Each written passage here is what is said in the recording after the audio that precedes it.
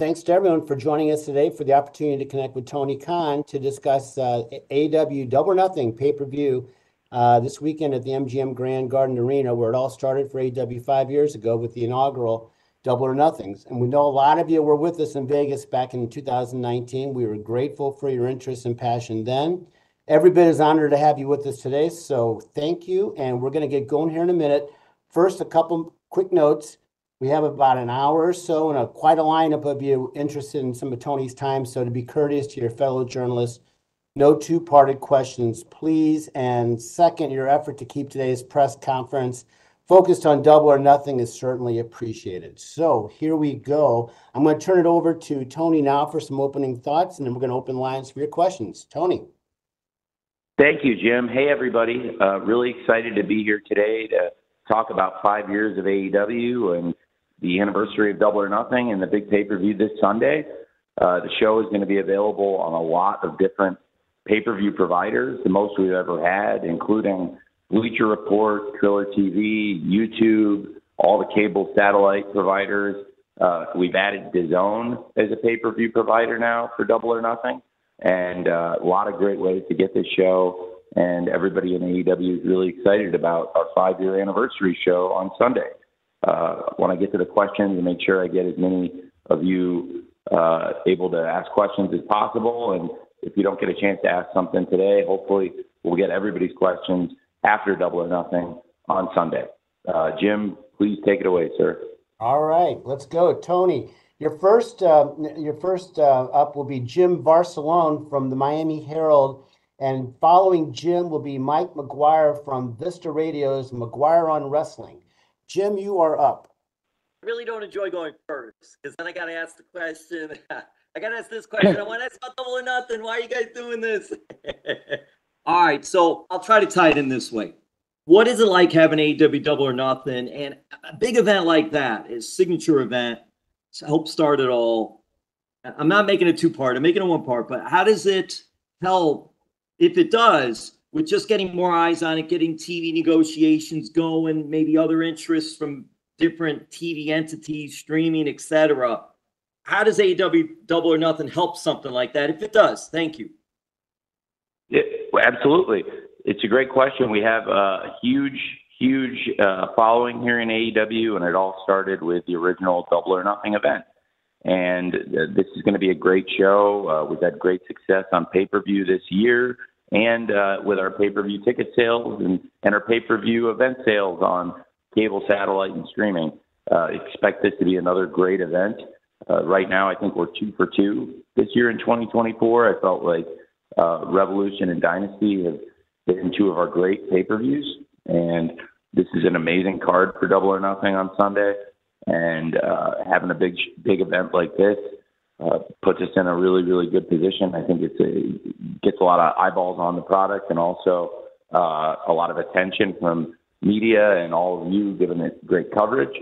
And I think, it's a really important year for AEW. It's not only our 5th year, but we're also going into renewals for most of our media rights, and it's going to be a major year. We'll have a lot to celebrate because we're going to see huge growth in our revenues this year as we renew those deals.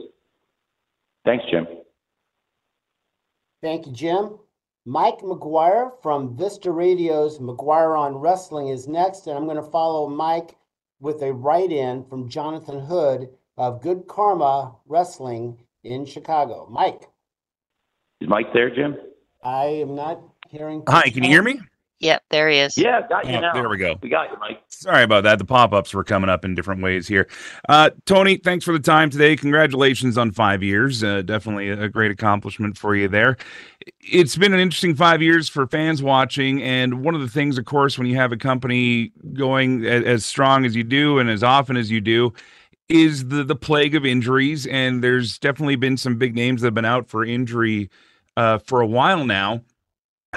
When you have a case like this where you have some definitely top names that are coming down, are you kind of trying to put things with storylines and with your characters in a holding pattern, or are you looking at this as a chance to try and build new talents. And I know you said there's no two-part questions, but I also just wanted to know, do you need a permit to own a flamethrower? I'm just curious, but anyway, that's all I got. Thanks.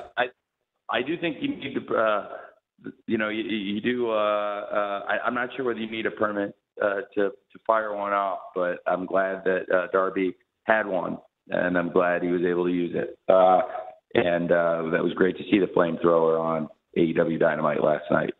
It was a great show. I thought I was really happy with the go home show, and that was one element I really liked about it.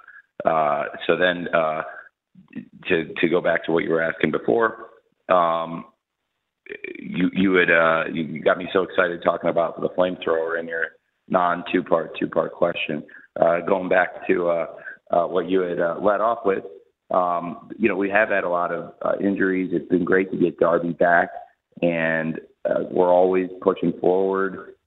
We do 52 weeks a year in pro wrestling. There's no time off, and this has been a great year so far. Like I was saying, I mean, the first two pay-per-views were huge home runs with Revolution and Dynasty, and really looking to keep a hot streak going on pay-per-view with Double or Nothing. And I think for us going into this show, the card looks really strong. It's great going back to Las Vegas, the same place where we began 5 years ago at the MGM Grand, and we've accomplished so much in 5 years, and it'll be really great to go back with such a strong card. And despite the fact some of our top stars are injured, that does create opportunities for them to come back and create great moments. And the people that are keeping us strong week to week right now, they're going to have great opponents walking through the door soon as more and more of our injured stars come back. And we've got great matches lined up now, and there's only going to be more and more great matches that are possible as we get some of those injured top stars back soon. Thanks for asking. Thank you, Mike. So, Tony, I've got a write-in from Jonathan Hood from Good Karma Wrestling in Chicago. I'm going to read it in a second. I want Dominic D'Angelo from Ad Free Shows to be ready after Tony answers Jonathan, who asks if there are some other cities out there right now that you're looking at to showcase AEW for television programming that you haven't been to yet. That's a great question. Yes. There are some cities that we've never been to that I've brought up in the U.S. and in Canada and overseas. I think there are some great cities that would be great homes for AEW Dynamite and Collision and Rampage, as well as our pay-per-view events. We're doing some different things in terms of, routing and touring, and creating some new opportunities for us to have stuff like the AEW Summer Series on the Path to All In Arlington, Texas. That's a great opportunity for us, and working with the local government and the city to plan a series of great events in a great market like that. And then there are other markets that we, have not mined and not been to. And I think there are some excellent places in the U.S., Canada, and overseas where we've not been yet, where there's a great opportunity, where there's following for AEW and a potential for us to draw. It's been great having Koshe Irby come in and join us as the COO, putting a great live events team together. And that's something we're talking about all the time, is new markets where we can bring AEW. The show's on in 150 countries around the world now. We've got great penetration. So there's a lot of opportunities internationally as well as domestically to open up new markets. Thanks for the question. Thank you, Jonathan. Dominic D'Angelo from Ad Free Shows is next. Dominic will be followed by Andrew Badala from the Final Bell Media. Dominic. Hey, Tony, can you hear me okay? Yeah, hear you great. Cool. Tony, looking forward to the pay-per-view this weekend. First year I'm not able to make a Double or Nothing, so pretty bummed about that. You guys did a great build for the show on Dynamite last night, I thought. Wanted to follow up. I really appreciate it. Yeah, you're very welcome. You're very welcome. Wanted to follow up with one of the legacy talents that have been in the news lately, Mark Henry. A report came out that his contract was expiring this month, supposedly, and was curious if you had interest in re-signing him or what his status is with the company moving forward. I really like Mark. We have to look at that internally, but I think as far as the contract and dates, but I think Mark's a great person, and I really personally like him. He's a great media personality as well as being a great wrestler and a great philanthropist. And I have a ton of respect for Mark, and he's been great in AEW, and I have a lot of respect for him in and out of the ring. Thank you very much. Thank you, Dominic. Andrew Bedala from Final Bell Media is next, and I'm going to follow Andrew with a write-in from Kimmy Sokol of the Pop Break. Andrew. Hey, Drew. The summer series at the Esports Stadium in Arlington, Texas. Could this be a new norm for AEW Collision and other TV to give it a unique feel with the venues? And would you explore more intimate venues with a residency in the near future? Well, it's interesting. The city of Arlington gave us a great opportunity there and favorable terms, and it's a great market for pro wrestling, and it's a great venue, the Esports Stadium in Arlington. So I think for us, that was a unique situation. If there are more opportunities in great markets with great venues and cities that really want to bring AEW in, then anytime that's all lined up, I definitely think there would be a lot of interest on our part in working with that kind of a situation. So it's something to keep an eye on for our show, as I do think it's a unique opportunity for the Collision path to All In and an opportunity to differentiate between the 2-hour packages of Dynamite and Collision for AEW.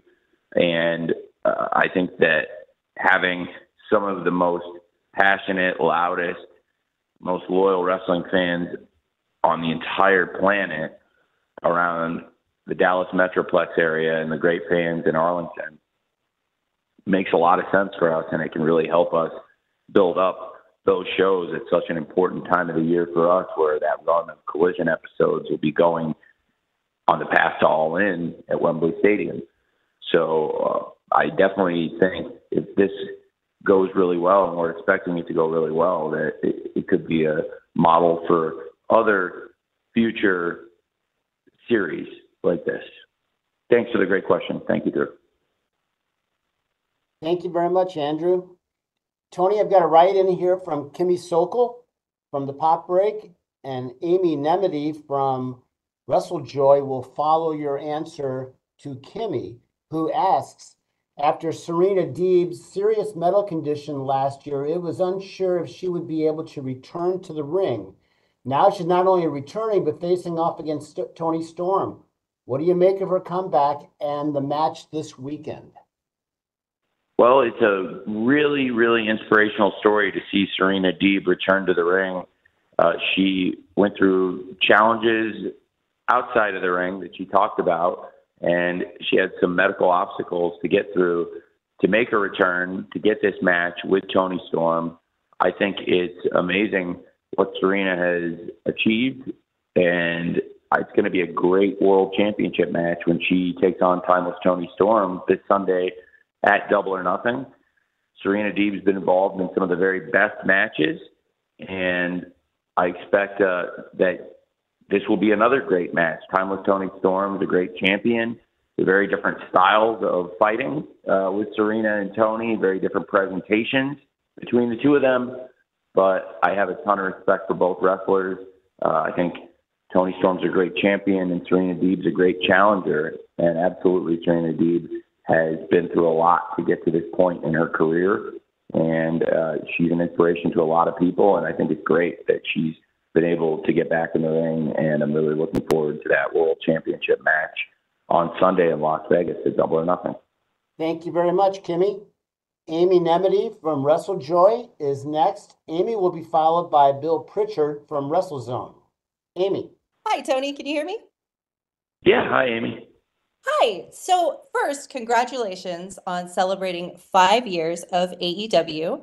I'm really excited about the TBS championship match at Double or Nothing this year. And I think when we talk about the history of AEW, we also look at making history with this match. So we have Willow Nightingale, Mercedes Moné. They have, of course, a lot of history between them, with Willow becoming the inaugural New Japan Women's Strong Champion when Mercedes was injured during that match. We've had the rise of Willow Nightingale. We've seen her become TBS champion. For Mercedes, this will be her first match since last year and her first AEW match. For someone like Mercedes, known as a history maker, making her debut where history was made 5 years ago with Double or Nothing, can you talk about the stakes for both of these women as well as their preparation heading into this match? Thank you so much. Yes, great questions. Well, it's been tremendous building up this TBS championship match between Willow Nightingale, the champion, and the challenger, Mercedes Moné, who will be making her debut in AEW on Sunday. Mercedes Moné is one of the biggest stars in all of wrestling. She's been a great champion all over the world, and I think she's very deserving of an opportunity to come into AEW and challenge for this. And Willow Nightingale has been a fighting champion, fighting open challenges recently in Japan and defending her title in a street fight. She's going to be now taking on one of the greatest wrestlers in the world this Sunday at Double or Nothing. And there's a lot of history between Willow and Mercedes, as you alluded to. Their previous match was over a year ago. It was actually 1 year ago this week. So in addition to this week being the 5-year anniversary of AEW, it also represents 1 year since their prior match and 1 year since Mercedes has stepped into a wrestling ring. And it's one of the biggest names, one of the most charismatic stars, and one of the most recognizable faces in the sport coming back to the ring after a major injury and a major upset loss.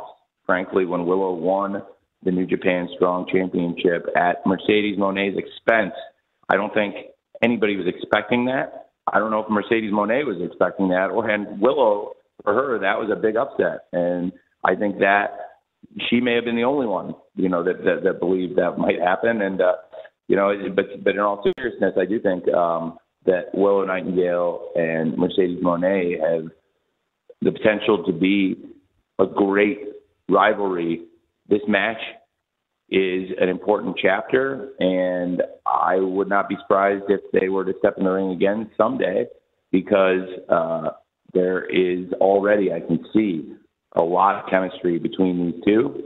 I believe that this match is really important to both of them. It's a great opportunity for Willow to prove what we've seen over the past year when she won the New Japan Strong Championship, when she won the Owen Hart Foundation Cup, and now the TBS title. Time after time, Willow has stacked up these accomplishments, and this past year has been the greatest year of Willow's wrestling career, and it's no coincidence that it started at the expense of Mercedes Moné. It's really been a tale of two wrestlers, one who's been out stacking up championships, wins, and really building up their career, and then you have one of the biggest names in the whole sport who has not been able to step into a ring in a full year. And when they finally do get in the ring, and when all that history comes together and pays off, I think it's going to be a great match. I'm really excited about it, and I think it's a great opportunity for both women, for Mercedes Moné, the challenger, and Willow Nightingale, the champion. And the winner of the match will be the face of TBS, at the Superstation, a network with 50 years of history in the pro wrestling business. And it'll be a very fitting prize for the winner of a great match and a huge part of this triple main event on the 5-year anniversary show of AEW. Thank you for asking. Thank you, Amy. Bill Pritchard from WrestleZone, you are next. Mark Hoke from 101.5 FM K-Dawn will follow Bill. Bill, you're up. How you doing? Great. Thanks, man. How are you? I'm doing good. This is going back a little bit, but I wanted to ask about your thought process on being a character on TV. I know originally you said, you were reluctant to do it. You were known as the matchmaker because that's a necessary element. But now we've seen you in recent weeks, and I'm including the stuff with, you appearing on the NFL draft as part of it, but you've been more of a character in this sort of internal power struggle. And I just wanted to know, who or what sort of made you change your mind about being on TV more, if anything? Because it's been effective, it's been well received, but I just kind of wanted to get your thoughts on, the various appearances you've made in the past couple weeks, including, last night driving Darby into the arena with the truck. Sure. Well, I appreciate that. Thanks for saying it's been well received. I'm glad to hear that. And I've really tried to limit the amount of appearances that I personally have made over the past 5 years. I think it would be fair to say that less than 0.1% of the television time has been spent on me over the last 5 years. And that's how it should be. And occasionally, like you said, if a match needed to be made or a major announcement, I would come out and do those things. I am planning to, visit the fans again this weekend. And I love being at the events before and after with a live crowd and visiting with the fans, signing autographs and taking photos and things like that whenever I can. And it's really important to me that the focus of the show is on the wrestlers and the wrestling. And I think even when there's a story like the struggle for the control of the company, the power in the office, I think it's still important to feature it in the context of the wrestling show and with the wrestlers. So even in a thing last night, I think I was maybe for like at most 2 seconds on the show. And that's how it should be. You don't need to see a ton of me. It should be about the wrestlers and the reaction Darby got when he got into the arena. And because the Young Bucks had banned him from the arena and Kenny Omega has been out with the surgery, then there's really only one person that could lift that ban. And I felt like that ban really needed to get lifted. And it was really important going into Double or Nothing for the fans to see Darby and for him to go in and save Bryan Danielson on his birthday. And for Bryan and Darby to stand tall. And FTR have been a great part of AEW as well. I think this is a really cool team, AEW. It originally included Eddie Kingston, but when Eddie was injured in New Japan Pro Wrestling, and we're all wishing him the best and hoping Eddie gets well soon. We love Eddie very much, and we want to see him well and back. But the team changed and the circumstance changed when Eddie got hurt. And an interesting aspect of this team AEW is I think that you have, and again, you asked about me appearing on the show, and I'm trying to put the focus on team AEW and not talk, but I think it was important to get, Darby into the arena, and I can't wait for FTR to rejoin Bryan and Darby on Sunday at Double or Nothing. I think it's really cool that this team AEW represents 4 really key people in the locker room and also 4 people that came in really during what I see as almost the 3 different eras of AEW, that pre-pandemic, really even pre-Daly's Place, before we'd even been to Daly's Place. Darby is truly an original from the original shows before the original Fight for the Fallen in 2019 and before Dynamite. And so you have an original in Darby Allin, and then, FTR, who are Daly's Place, pandemic era, classic part of that run, and they were there through pretty much almost the entire Daly's Place pandemic. They did a full year with us, and they were with us when we went back on the road. And having Darby from that pre-Daly's Place, pre-pandemic era, FTR from that Daly's Place pandemic era, and then Bryan Danielson, who really exemplifies what it was when we got out back on the road and the possibilities and the excitement. And I think has embodied AEW as much as anybody for the last few years, Bryan Danielson. And then to have those 4 together, Darby Allin with Dax and Cash, FTR, and Bryan Danielson, that's a great team to me. And, it was important Darby was there to back up Bryan last night. And I felt like there was only one person that could get him in there. But again, I think it was also important that, at most maybe 2 seconds of that would be me and the rest is him, because it's important to showcase the wrestlers on the wrestling show. Thanks for asking. Thank you, Bill. Mark Hoke from 101.5 KDON is next. Mark will be followed by Harry Ruiz from Raider Nation Radio 920 AM. Hi, Tony. Good to talk to you again, sir. How are you? I'm doing great, man. How are you? Doing well. Welcome back to Las Vegas, sir. Hey, thank you very much. Thanks for having me. Well, I can't say I rolled out the carpet for you, but I think you did that yourself. But of course, professional wrestling is obviously becoming super massive here in Las Vegas, and you were ahead of the curve on that. But one question I have been getting a lot from people is the choice to play at the MGM Garden instead of T-Mobile this year. And I was wondering if you'd be able to address that. What went into the decision to go at the MGM instead of T-Mobile this time around? Well, one thing that really meant a lot to me was looking back at the sentimentality of the 5-year anniversary. And, you know, when we came out here, originally we ran MGM Grand Garden Arena. We've had some great events there. And we've gone to T-Mobile Arena. We've had some great events there. And I think T-Mobile's a great arena, a great venue. I think MGM Grand represents the very beginning of AEW. It's where we launched, and it's where this whole thing began. So for the feeling of the event and going back to where we all began, I thought it was cool to go back to where it truly all started 5 years ago.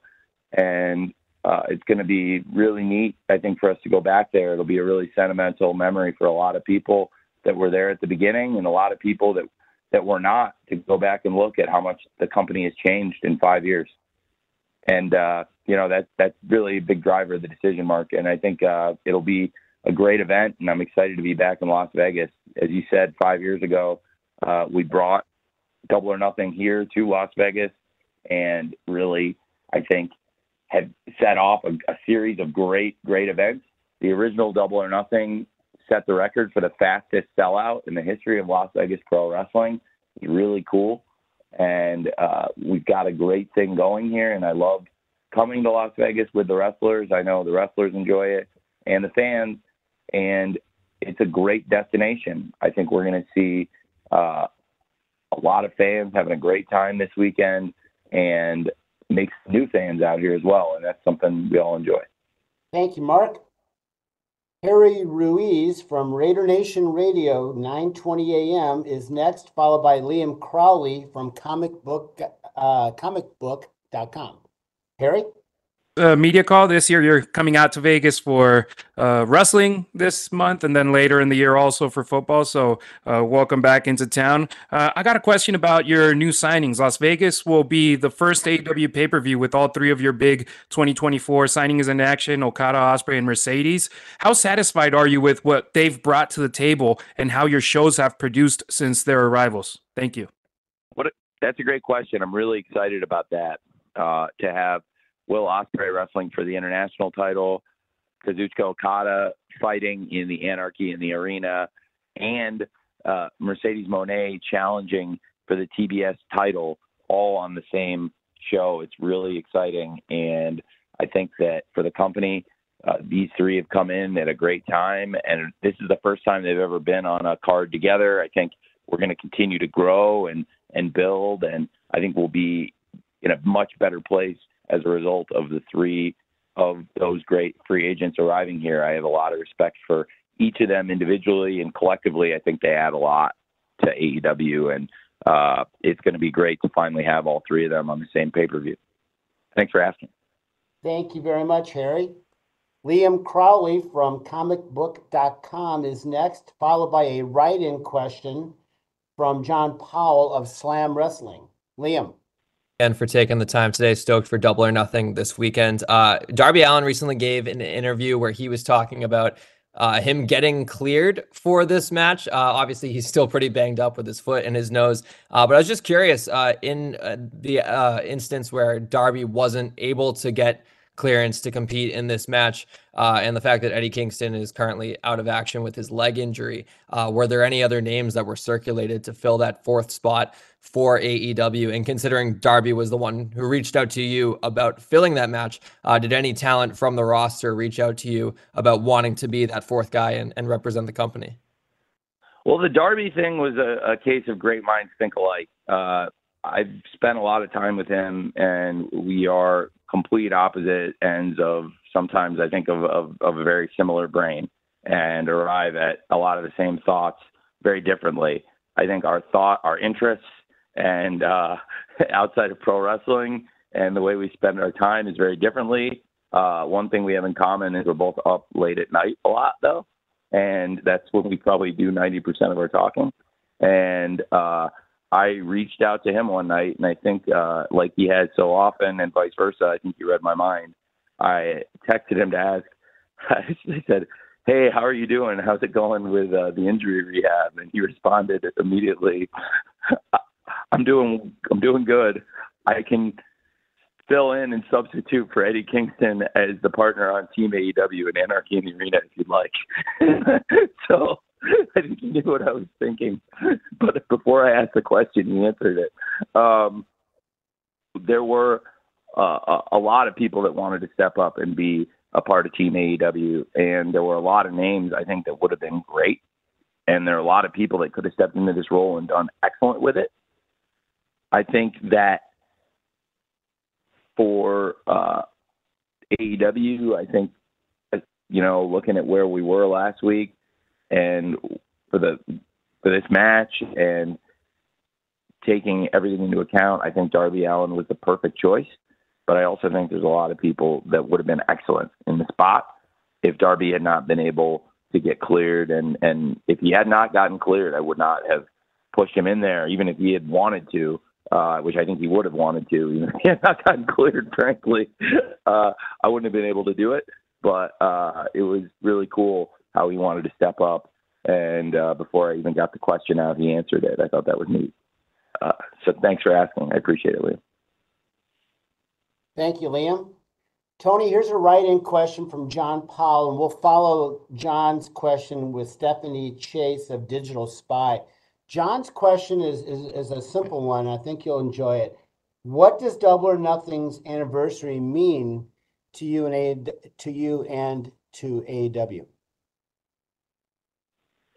Well, that is a great question. It means a lot. It's crazy to think back to 5 years ago, and when we finished the event, it was such a great feeling because we knew we were starting something special in wrestling, and it was true. We had. It was only the beginning of a great journey, and now 5 years later, I still think it's the beginning of a great journey. We're 5 years into it, but 5 years into a mission of unknown length, hopefully infinite, but definitely going to be a long time. And it still, in a way, feels like we're close to the beginning of a long journey, but we've come so far and done so many great things. When we had the original Double or Nothing, I had a dream, and I think all of us had a dream in AEW that someday we would run a major stadium event and build it up, and we did that. And I'm really proud of that and what we were able to accomplish there. And I think that we continue to do great things, and we've set a lot of milestones in pro wrestling for a company that didn't even exist 5 years ago. And week in, week out, putting on great TV. When we did the first Double or Nothing, there was no AEW television yet. There was an agreement to launch Dynamite in October of that year. And now we're about 4.5 years into Dynamite, and it's just been this amazing run. But when we started, we were looking forward to doing TV 2 hours a week on TNT, and it's grown so much. And now we do 5 hours a week on TNT and TBS. We're doing more than double the weekly content. We've expanded our partnerships all over the world. The shows are on in over 150 countries now. Our first year, we did 3 pay-per-views in 3 quarters with a plan to do quarterly events.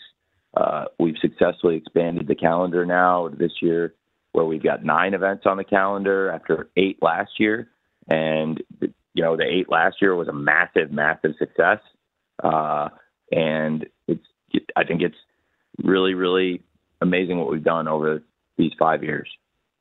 Thanks for the great question. Thank you very much, John. Stephanie Chase from Digital Spy is next. Stephanie will be followed by Samantha Shipman from the Daily DDT. Stephanie.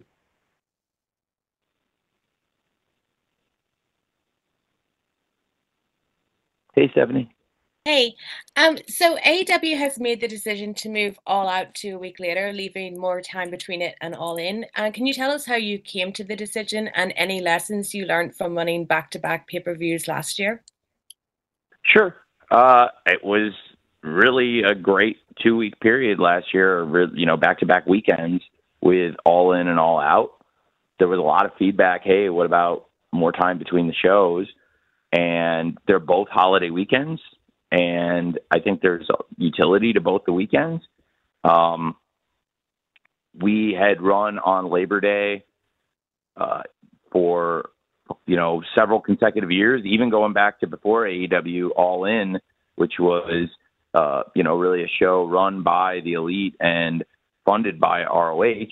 And with those elements, in 2018, Labor Day weekend, we've, going from 2018 through 2023, there had been a lot of great events there for All Out, with 2020 being the exception in Jacksonville.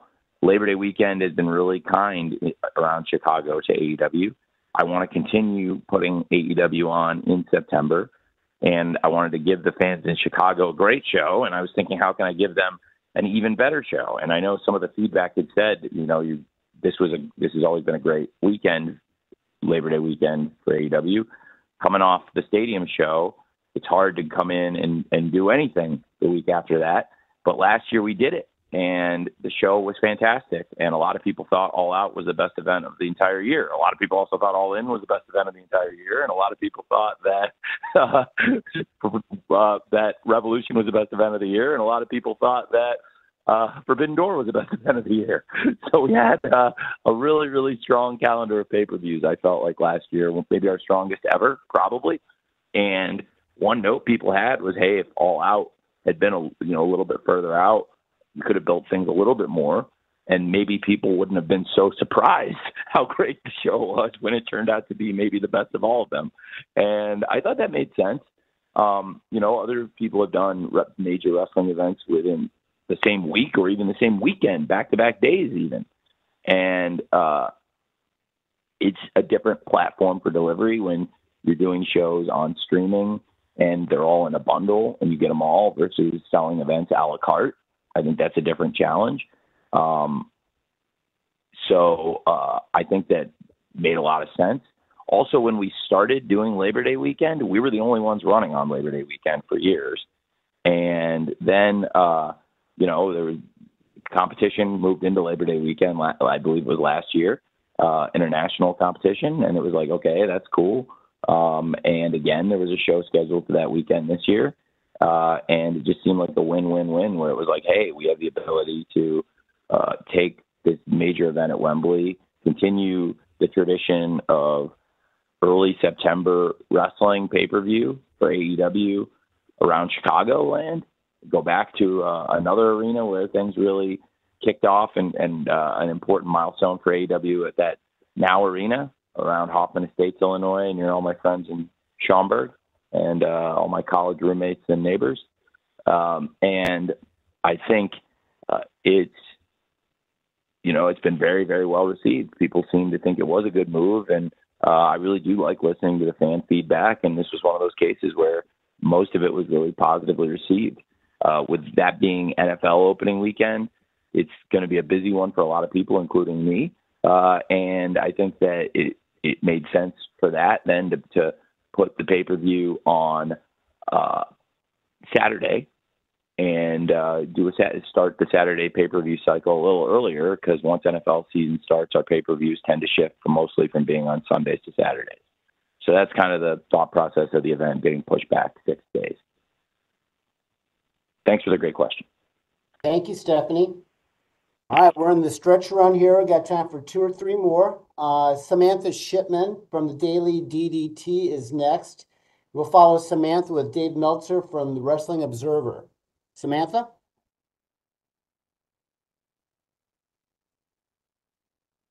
Hello?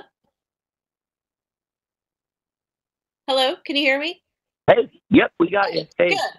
First of all, congratulations on 5 years of AEW and of Double or Nothing. And so I have a question about what led to your decision to run from what we've heard, a triple main event this weekend, and when do you think we will see the women main event on their own on a pay-per-view? It's great questions. I think, I felt like these are 3 matches that were uniquely positioned on the shows that all have really important stakes for different reasons. I think Swerve Strickland is a great champion for AEW, and he has really done very well for us since winning the championship. He's been involved in some major segments, had a great first defense of the title against Claudio Castagnoli on a really important episode of TV that was very prominently positioned after NBA playoffs on TNT. And then we've got Christian Cage, who has been, in my opinion, an MVP of AEW television over the past year. And what Christian Cage has done for the company, it is unbelievable. And I absolutely believed that was what we were going to get when we signed him. And I think it's been proven right that Christian Cage is one of the best signings we've ever made in AEW. And that all the hype around his signing was very justified because he's one of the greatest wrestlers in the world, and he's done the best work of his career in AEW. And now he's challenging Swerve Strickland for that AEW World Championship. It's a huge match. It's Swerve's first ever defense of the championship on a pay-per-view, and it may be his only defense of the AEW World Championship on pay-per-view because the man he's wrestling is one of the all-time greats. And I think it's a really interesting match, and the rivalry that they've built up on television has been captivating. They had history going back to last year. They were partners at Wembley Stadium, and their partnership was ill-fated. And now they are on a collision course for Double or Nothing, and I'm so excited about Swerve Strickland versus Christian Cage for the World Championship at Double or Nothing. And I think that that rivalry has heated up and just gotten very personal. And they're great professional wrestlers, both of them, but it's also become a personal rivalry. Christian Cage loves bringing people's families into these situations and playing those mind games. And Swerve Strickland, also a master of the mind games. And I thought it was an amazing segment last night when they went out into the parking lot and they were fighting on the hood of the car. It was just crazy stuff. They're brawling on the Wagoneer. I love to see it. And I really, really have so much respect for both of those men. I think that's going to be a great match in the triple main event. I think that Willow Nightingale and Mercedes Moné is going to be a fantastic match. I gave a very long answer about that match, and I will repeat some of that now. But I think it's important to look back that it's been a year since Mercedes Moné last stepped into a pro wrestling ring, and that Mercedes Moné is one of the most recognizable, most charismatic, most talented wrestlers in the world, and was one of the biggest free agent signings in the history of AEW.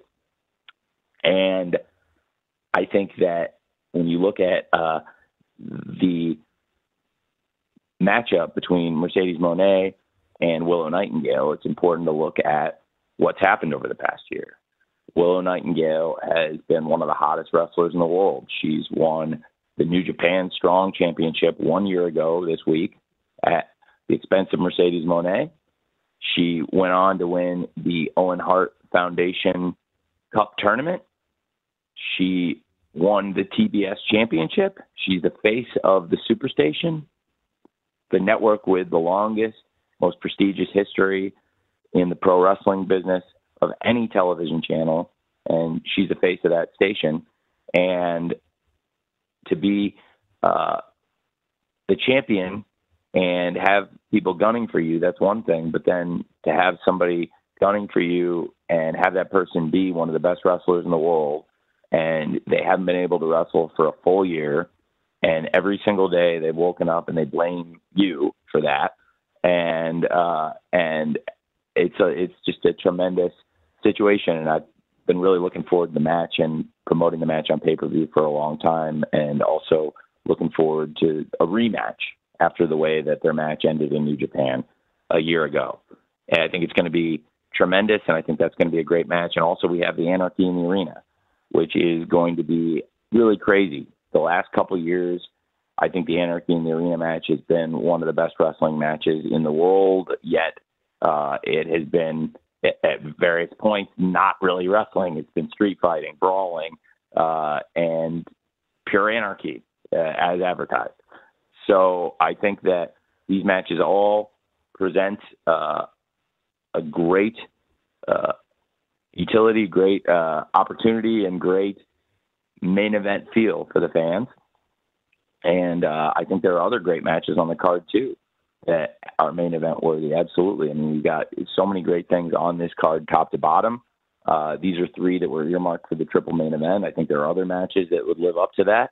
I love the slot machine, the 3-wheel slot machine in the triple main event. And we thought that would be a really fun part of the promotional push for Double or Nothing. And I think it is, seeing all those big stars and big faces, homegrown stars like Darby Allin and Willow Nightingale, and great champions like Swerve Strickland, or even, frankly, Okada and the Young Bucks, despite our differences. And then some of the biggest faces and biggest names in wrestling. You see these veteran names like Bryan Danielson, Mercedes Moné, Christian Cage, FTR, people that have built these reputations in pro wrestling. And I think that it's a really exciting triple main event, and all the men and women in it are very important to AEW, and that's why I think it's great for the card. And whatever the most important whatever these big pay-per-views come up, when you have something like this, it's our 5-year anniversary show. It's one of our most important events of the year. It's great to have such an important series of matches headlining the show.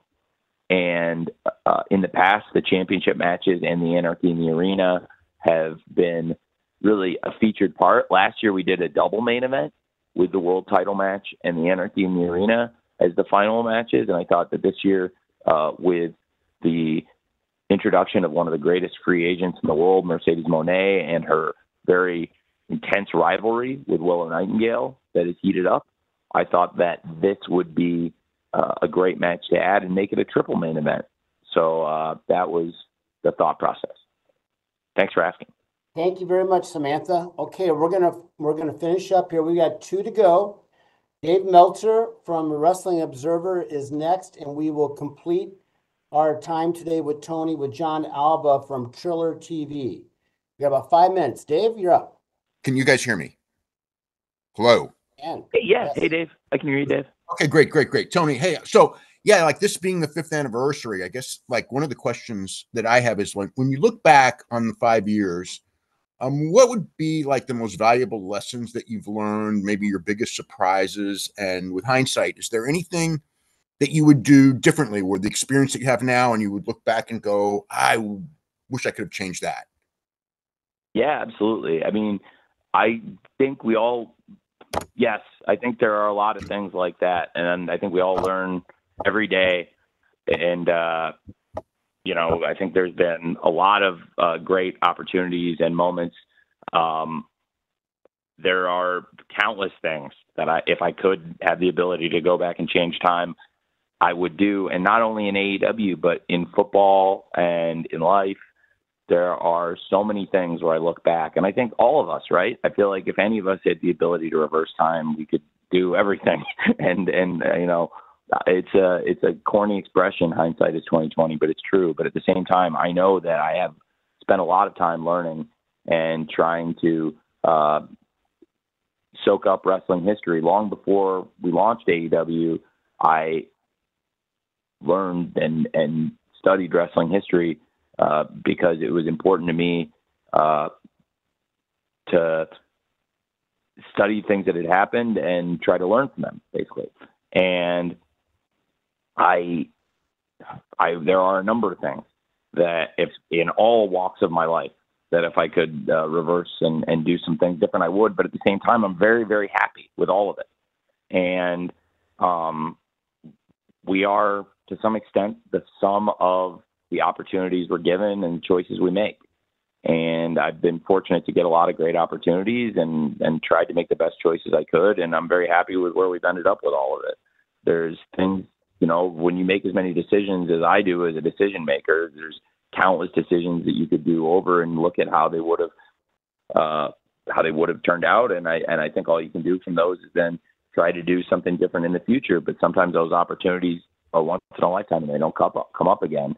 So you just have to wait and see if you ever get a chance like that again, or the next time you get an opportunity that even resembles that you do the right thing. You learn from what happened in the past. So in this business, you make so many swings a week, and I think you learn from the pitches you swing at, and you got to keep swinging, taking shots. And, you know, Jack Nicklaus said, you miss 100% of the putts, you don't get to the hole. You know, I think it was like a Michael Jordan, you miss 100% of the shots you don't take. I always like the Jack Nicklaus one a lot because it's a good golf. You know, it's true. Like, you don't get it to the hole, you're never going to make it. So it's a little bit, it's a similar expression, but it's not the exact same expression. It does have a little bit of extra oomph to it. And, it's a great question. I'm sitting here like thinking about it and giving examples, and I don't want to bury anybody or the company. You know, it's just, there's so many things in life. I think about, looking back in the NFL, if everybody could undo the NFL draft, all 32 teams would do some things differently year in, year out if they had the benefit of hindsight. So in sports, it's good to think that way so you can learn from the things you do, but you can't also spend your whole life wishing you could go backwards, because we're all really fortunate to be able to spend every day doing these things. I mean, pretty much everybody on this call, I gather, gets to do some things that really love with their work. Even if this isn't for all of you your full-time job and you're doing other things, you're covering wrestling, and I gather you're doing it because you love it, and we all love it. And I try to look forward, and, we're all really blessed to be doing this. And, I think we can all spend a lot of time looking back at pro wrestling history and learning from it, and even recent wrestling history and learning from it. But, it's a lot of fun that we get to do this every day. Thanks, Dave. Thank you, Dave. As promised, we're going to get you in, John Alba. You're going to bring us home here. John Alba from Triller TV. You got a few seconds here. Once you fire away, and Tony, give John your best. Thanks so much, guys. Tony, congrats on 5 years. Pretty crazy. Remember that first press conference in Jacksonville. Amazing to see where we are now. So congrats on that. But turning the page from the past to the present and the future, how does the state of the NBA's future with Warner Brothers Discovery affect AEW's media rights negotiations? And would that maybe encourage you to explore other potential bidders outside of the exclusive negotiation window when that closes? Where do things stand there? Oh, well, I definitely won't talk to anybody before the window. And, and I'm very happy with being at Warner Brothers Discovery. They've been so great to us, and we've been able to find a home at TBS and TNT, and it's very fitting that AEW has been able to find a home with the networks that have been the home to professional wrestling for so many decades. And the tradition of pro wrestling on TBS and TNT, it fits like a pair of gloves. And I love being here. We've watched the company change a lot, and now we're under the management of David Zasloff, who has been great to me. And I'm really blessed to work for him. And he's given us more opportunities, including the 2-hour window they gave us to create AEW Collision, which has been so much fun for me. I think some of the best shows we've ever done in AEW have been on Collision. I think some of the best matches in AEW history and some of the best stories have happened there on Collision. And going from 3 hours a week to 5 hours a week, it's completely changed the company. And we've grown so much. And in some of the very granular analysis that happens in pro wrestling, that's something that is very big. And we see a lot, like I said, very granular analysis of data points week by week. But one of the biggest data points of all, and it's not just a week-to-week thing, it's week in, week out, is we've expanded from 3 hours a week to 5 hours a week. It's a big deal, and it's a big opportunity. And that is the most important growth. And we've been able to do it while sustaining the strength of the company and our pay-per-view business. And we're continuing to hit new markets and find new ways to deliver the show. I'm really excited about going down to the esports arena in Arlington for the Collision Summer Series on the path to All In. And I think that opportunity for Collision and all these opportunities came thanks to Mr. Zasloff and Warner Brothers Discovery and the team there with Kathleen Finch, Bruce Campbell, Sam Linsky, Dan Fox, all the great people that give us these opportunities week in, week out, and the president of the network, Mr. Jason Sarlanis, who's a big fan of AEW and very knowledgeable, and we're very fortunate to have a network president that knows that much about wrestling and cares that much about it. So I'm really blessed to be on TBS and TNT. I'm not sure what's going to happen with some of the other sports there, but it's very exciting that we're getting into college football now. There's a lot of great sports on TBS and TNT now, in addition to AEW and the wrestling we do. They've got, March Madness, NHL, MLB baseball, and now college football and the NBA. And I'm sure that however this ends up, that Mr. Zasloff will still have a very strong lineup of sports. And, I watching with interested eyes as to what happens with all this stuff. But I'm same as you. I mean, it's a little different for me because I worked at TBS and TNT. So maybe following it a little more closely than the average person, but I think all of you working in wrestling seem to be following it pretty closely too. So I think we're all kind of keeping an eye on it. But for me, I'm really happy to work here and very blessed. And every time I hear Tony Schiavone's voice on TBS and TNT, it puts a smile on my face, which means I get to smile a lot. And I work in the wrestling business, which also puts a smile on my face. So I'm very blessed by it all. And, we're every day we get to spend here on TBS and TNT. It's a real blessing for us in AEW. Thank you, John. Tony, that's it. Do you have any closing thoughts? Yeah, thanks, Jim. Well, it's been 5 years, 5 great years, and I'm so excited for Double or Nothing. I can't wait to go back to the MGM Grand. It'll be surreal being back where it all started on our 5-year anniversary weekend.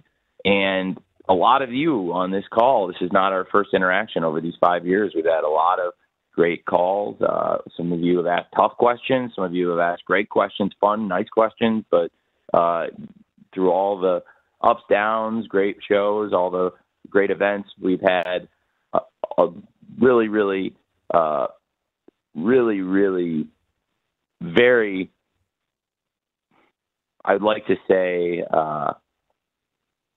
I would say a strong, I would say a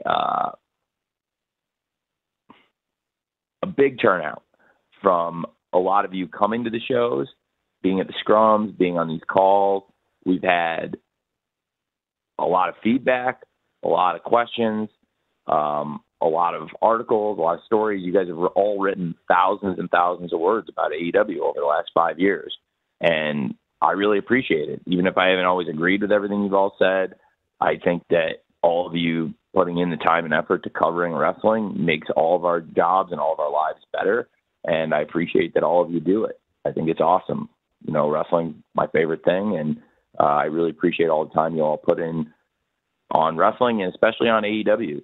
And thanks for doing it over these past 5 years. And hopefully we'll give you a great show on Sunday.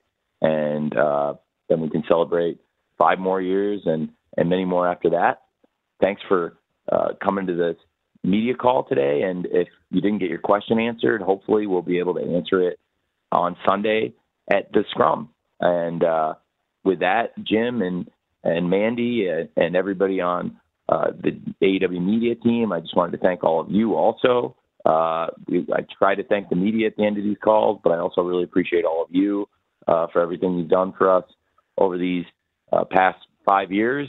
Jim and Mandy and a lot of the team here from the beginning. Adam came in and joined us along the way, and I think we got a great group here, and I'm very grateful to all of you, and thanks for a great 5 years. Well, thank you, Tony. It has certainly been a privilege for all of us involved, and thank everyone here on the line. That is a wrap, but please keep an eye out for the audio recording of today's session with Tony. It should arrive soon. So with that, we hope to see you in person this weekend at the MGM Grand Garden Arena on Sunday night for Double or Nothing. And if you can't join us, we know that you'll be enjoying the action on pay-per-view. And no matter where you are this weekend, wherever you may be, please have a safe and enjoyable Memorial Day holiday weekend, and we will see you soon. Thank you.